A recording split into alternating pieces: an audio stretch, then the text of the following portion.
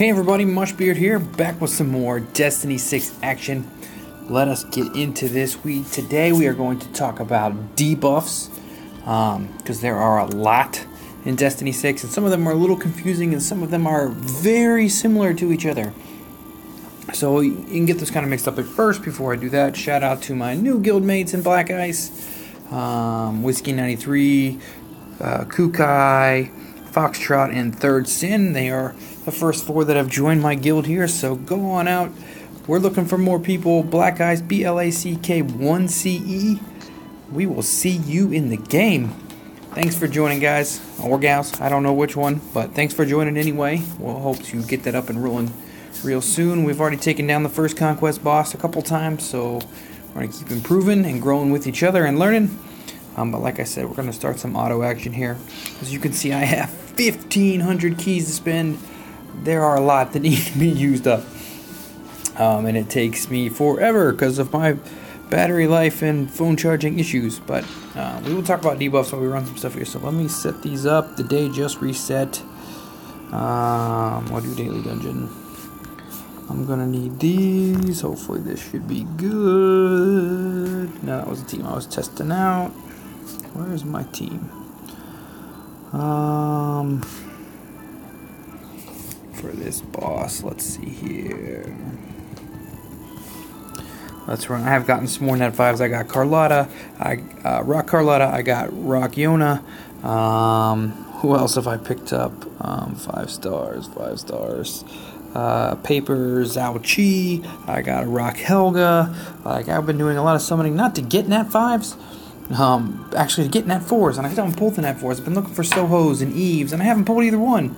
But I've pulled other net 5s, so I mean, I guess they're okay, but I don't really know what to do with them because they're not fitting in my team right this second.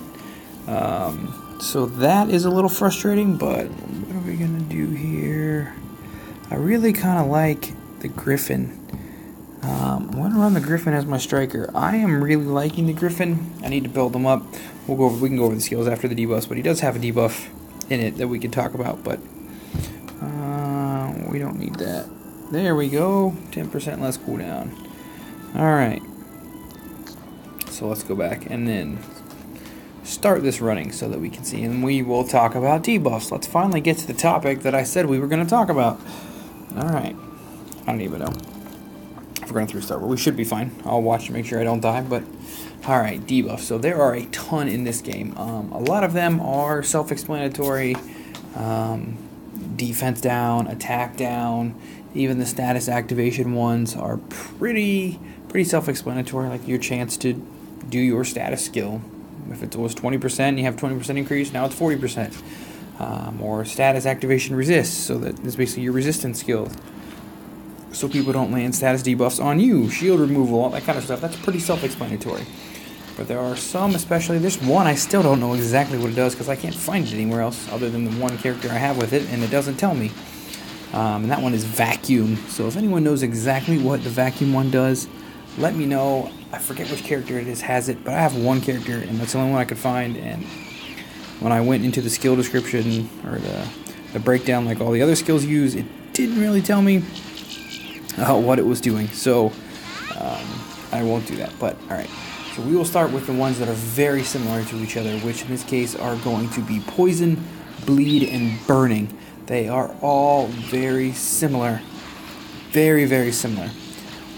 So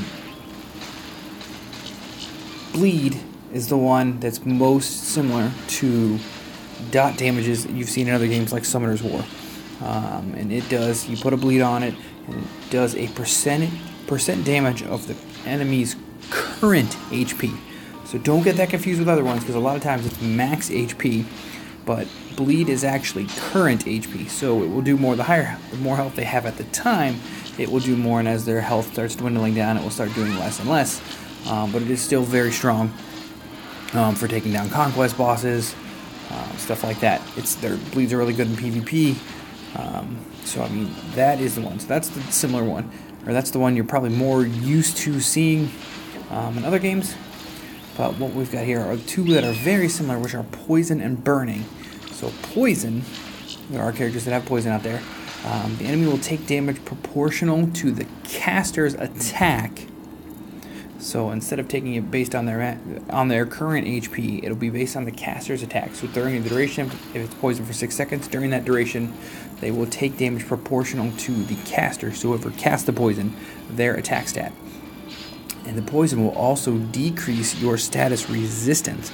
So it will be easier for other people to land debuffs on you while the poison is on you. So that one is actually pretty cool.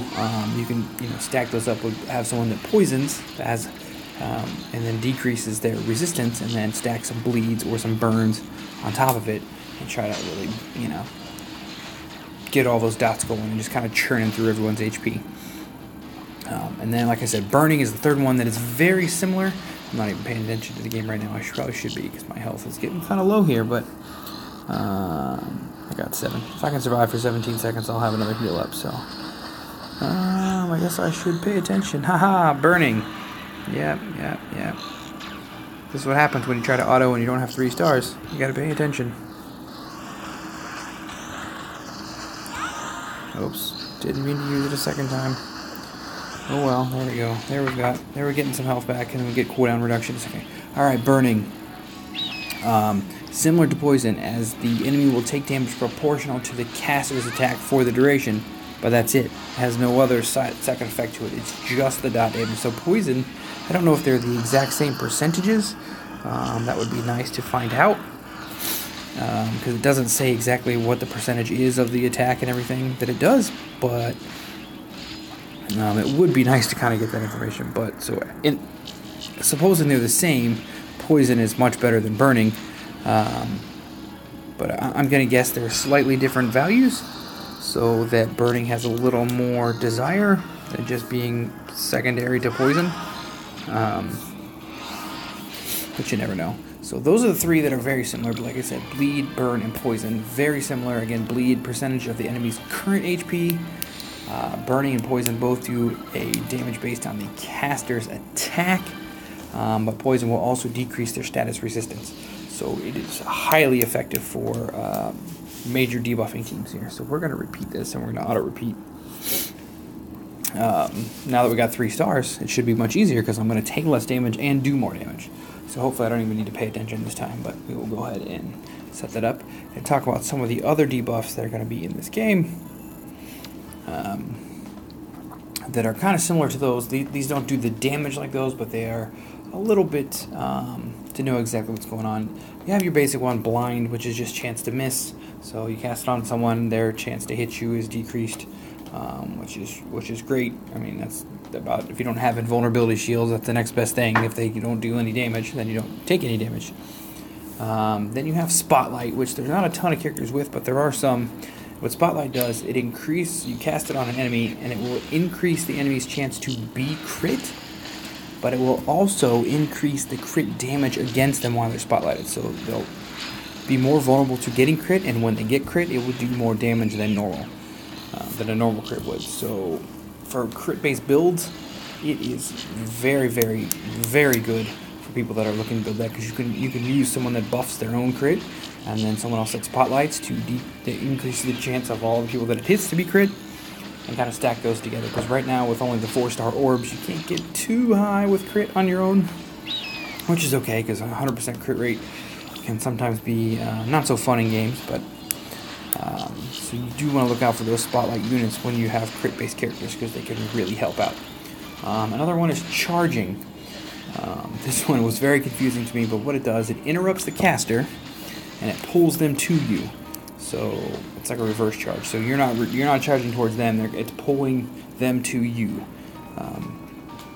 So this is good for like if your main hero is melee, and they have one of your ranged people, or they have a ranged charge skill. It will interrupt what they're doing and pull them to you, so that you don't have to chase them down all the time and waste those precious seconds running around or getting shot by other things or what have you, whatever you're trying to avoid. The next one is chill, which is pretty self-explanatory, as you know it's going to slow things, but it's just to let you know that it decreases movement and attack speed, so it makes them slower walking around and slower attacking, so that can be really good. It also But sadly, it only counts as one debuff. So if you have people that are attacking him and do more damage based on debuffs, that it does only count as one, but it does have the double effect there. And man, I see with 3 stars, I am burning through this guy much faster. It is crazy how strong the 3-star stage clearance rewards are.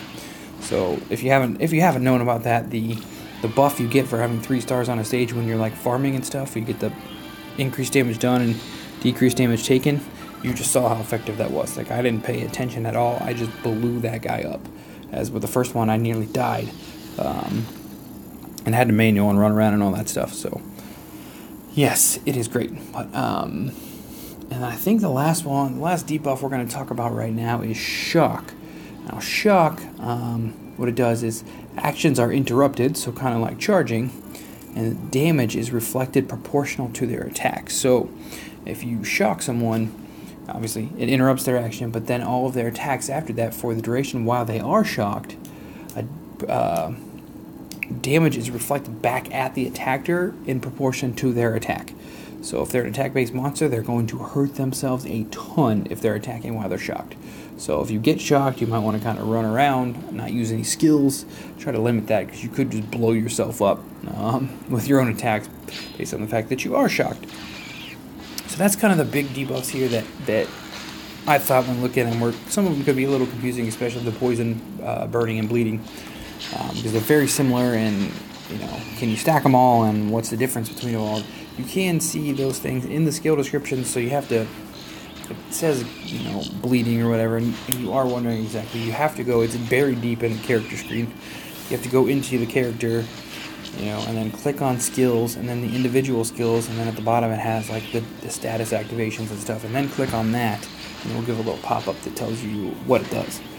So it is a little hard to find for each character and stuff, so I just kind of want to point those things out. The dots and stuff, they're especially good for conquest bosses, which you saw a team I briefly saw here with have like 3 and 4 star units on it that had like no orbs. I was just testing it. It didn't work that well because I was using like burning, which is proportional caster's attack. Of course, if I have no orbs and I'm like 3 star, it's not really going to do that much. But it was still doing like 400 a tick every second. Which for a 3 star, I thought that was pretty good. So if I could stack those up, you can really burn. I'll have to get the link. There's a guy that was walking around with, not walking around, but he posted a video of using the 3 star like dragon character Ignis.